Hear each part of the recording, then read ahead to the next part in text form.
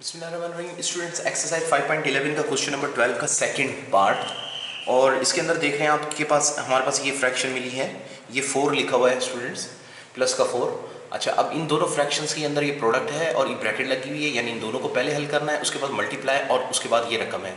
अगर हम ब्रैकेट हटा भी देते हैं, क्योंकि फ्रैक्शंस के अंदर कोई प्लस माइनस या ऐसी कोई चीज़ नहीं है कि उनको पहले हल करना चाहिए, तो या प्रेफरेंस आउट हो जाएगी तो कोई फ़र्क नहीं पड़ता, तो इसलिए ब्रैकेट हम हटा भी सकते हैं। लेकिन अगर यहाँ प्लस या माइनस होता तो पहले हमें ब्रैकेट के अंदर वाली क्वेश्चंस को सॉल्व करना पड़ता। जब तक सॉल्व ना हो जाता तब तक हम ब्रैकेट नहीं खोल सकते थे। लेकिन क्योंकि यहाँ पर भी मल्टीप्लाई, यहाँ भी मल्टीप्लाई है, तो प्रीफरेंस पे कोई असर नहीं पड़ेगा। प्रीफरेंस से मुराद है कि डिवाइड की प्रीफरेंस ज़्यादा होती है, फिर मल्टीप्लाई की होती है, फिर प्लस या माइनस की होती है। तो इसलिए यहाँ पर है मल्टीप्लाई, ये भी मल्टीप्लाई, तो दोनों सेम है, तो कोई फ़र्क नहीं पड़ेगा अगर हम ब्रैकेट को हटा भी दें। अच्छा, अब इस क्वेश्चन को जितना ब्रैकेट के अंदर हो सकेगा हम ट्राई कर रहे हैं। तो हम देखेंगे x + 5, तो ये तो फैक्टराइज होगा नहीं, हम वैसे का वैसा ही लिखेंगे। और उसके बाद हमारे पास जो ये वैल्यू है x² - 2x प्लस का 4, तो a² minus plus b² minus 2ab नहीं है, ये भी है ना, मिडल टर्म ब्रेक नहीं हो रही, और ये कोई परफेक्ट स्क्वायर वैल्यू नहीं है, तो ये फैक्टराइज नहीं हो रही, तो हमने इसको ऐसे का ऐसा ही लिख दिया है इस वैल्यू को। अच्छा, उसके बाद ये x² - 2x + 1 हम पिछले क्वेश्चन में भी सॉल्व कर चुके हैं। ये a² + b² माइनस का 2ab है, यानी x - 1 का होल स्क्वायर है, ये परफेक्ट स्क्वायर फैक्टराइज होकर ये वैल्यू आ जाएगी।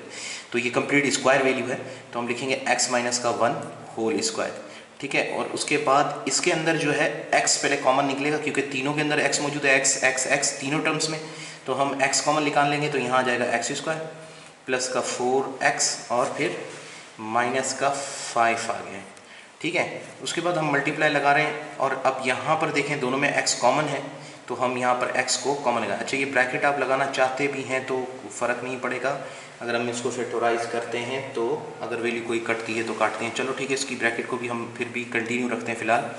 और उसके बाद हम यहाँ पर आते हैं, तो यहाँ पर देखें x कॉमन है, तो हमने x कॉमन निकाला, तो x³ प्लस का 8 आ गया।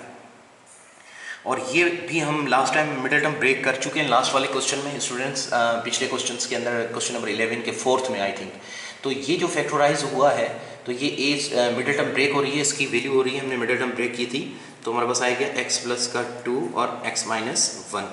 जब आप इनका प्रोडक्ट लेंगे -1 और 2 को मल्टीप्लाई करें, देखें क्या आएगा, माइनस प्लस माइनस 2 1 ज़ा 2 -2 आ गया। और जब अपन इनको ऐड करवाएंगे या सब्ट्रैक्ट, तो प्लस का 2 माइनस का 1 आएगा, difference and difference greater digit sign, तो प्लस का 1x बचेगा। तो ये हमने इसको भी फैक्टराइज करवा दिया। अब ये वाली जो वैल्यू है a³ प्लस b³ यानी फार्मूला, ये भी फैक्टराइज हो रहा है, इसको नेक्स्ट स्टेप में हम फैक्टराइज कर लेंगे। अच्छा, और ये वैल्यू फैक्टराइज हो रही है, इसको फैक्टराइज करेंगे, ये वैल्यू फैक्टराइज नहीं हो रही। अब हम जो नेक्स्ट स्टेप करेंगे, ये और ये सेम आ जाएंगी, ये तो वैसे ही रहेगा, फैक्टराइज फॉर्म में है, और ये x रहेगा, और इसको फैक्टराइज करेंगे, अगर इसमें और इसमें कोई वैल्यू कॉमन आई तो कटेगा, ठीक है। तो क्योंकि फैक्टराइज जब तक नहीं होता तो नीचे ऊपर डिवाइड के अंदर वैल्यूज़ नहीं कटती, स्टूडेंट्स ये बात याद रखें। तो अब यहाँ पर हम ये ब्रैकेट दे रहे हैं, और x + 5 रिमेन सेम वैसे का वैसा ही लिख रहे हैं, और ये x² माइनस का 2x प्लस का 4, ये वैल्यू आ गई, ये वाली दोनों। उसके बाद मल्टीप्लाई x - 1, ये वैसे की वैसे ही हम लिखेंगे, x - 1 होल स्क्वायर, और उसके बाद ये वैल्यू x, और ये हम मिडल टर्म अगर इसकी ब्रेक करते हैं, तो हमने लास्ट एक्सरसाइज में भी, लास्ट क्वेश्चंस के अंदर भी हमने इसको फैक्टराइज किया था स्टूडेंट्स। तो हमारे पास आएगा x प्लस का 5, क्योंकि 5 + 5 होता है, और x माइनस का 1, और इनका डिफरेंस लेंगे तो प्लस का 4 आ जाएगा। तो ये वैल्यू हमने फैक्टराइज कर दी, क्या आया, x + 5 और x - 1, ये मिडिल टर्म ब्रेक की इसकी, ठीक है। तो मिडिल टर्म ब्रेक मेथड तो आपने सीखा हुआ है एक्सरसाइज 5.1 में भी, 5.3 के अंदर भी। अब स्टूडेंट्स ये x है, और ये फॉर्मूले से फैक्टराइज हो रहा है, a³ प्लस b³, b किसका है, b की वैल्यू 2 है, और a की वैल्यू x है, तो a प्लस b ये आ गया, और फिर a² यानी x², इसका स्क्वायर, प्लस नहीं आएगा क्योंकि माइनस आएगा, माइनस ab, तो ab जब लेंगे इनका प्रोडक्ट तो 2x हो जाएगा, और प्लस b² यानी 2 का स्क्वायर करेंगे तो प्लस का 4 आ जाएगा। तो ये हमने फैक्टराइज यानी इस फार्मूले को खोल दिया है, ठीक है ना।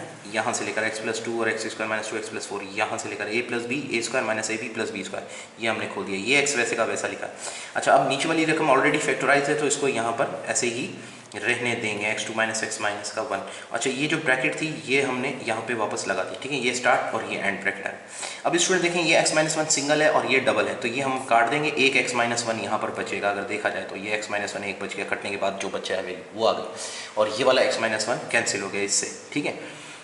अब और मज़ीद कोई भी वैल्यू कट ऑफ या सिंप्लीफाई नहीं हो रही, तो जब सिंप्लीफाई नहीं होती तो हम उस ब्रैकेट को खोल देते हैं और उसके बाद नेक्स्ट वैल्यूज़ के साथ हम उसको सॉल्व करेंगे।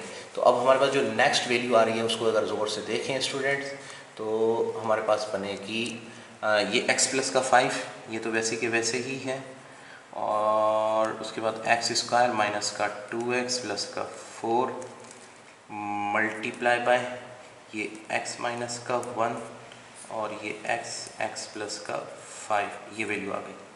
ठीक है, उसके बाद हम मल्टीप्लाई लगाएंगे और ये वाली जो वैल्यू है इसको भी हम लिखेंगे x प्लस का 2 और एक्स स्क्वायर माइनस का 2x प्लस का 4, ये वैल्यू वैसी की वैसी हमने उतारी है। फिलहाल देखें ना कौन सी वैल्यू किसके साथ कट ऑफ होती है, x प्लस 2 x माइनस 1। तो अब ये वाली वैल्यू नीचे है x माइनस 1, ये देखें इससे कैंसिल हो रही, और देखें कोई वैल्यू कैंसिल हो रही, x square minus 2x plus 4, x square minus 2x plus 4, ये ऊपर की वैल्यू है, ये नीचे की वैल्यू कैंसिल हो गई। x प्लस 5 ये और ये भी कैंसिल हो गया, ये x और ये x भी कैंसिल हो गया, ये दोनों कैंसिल, ये दोनों कैंसिल, बाकी बचा x plus 2 upon x plus 2। तो x प्लस 2 भी x प्लस 2 से कट गया, तो हमारे पास आंसर आ गया इज इक्वल्स टू 1। ये हमारे पास आंसर आ गया क्योंकि सारी वैल्यूज़ कट गई हैं। तो सारी वैल्यूज़ कट गई हैं तो ज़ाहिर है यही आंसर बचेगा, ये हमारा आंसर है इस क्वेश्चन का। तो स्टूडेंट ये क्वेश्चन इतना कोई मुश्किल नहीं था, बहुत ही आसान सिंपल था। सिर्फ फैक्टराइज करने के बाद वैल्यू सारी कट रही हैं, सारी वैल्यू कट गई, सारी वैल्यू कट गई तो हमारे पास 1 बच गया। तो सिंपल इस क्वेश्चन का सोल्यूशन यही है। ठीक है, हम नेक्स्ट क्वेश्चन नेक्स्ट वीडियो में देखेंगे।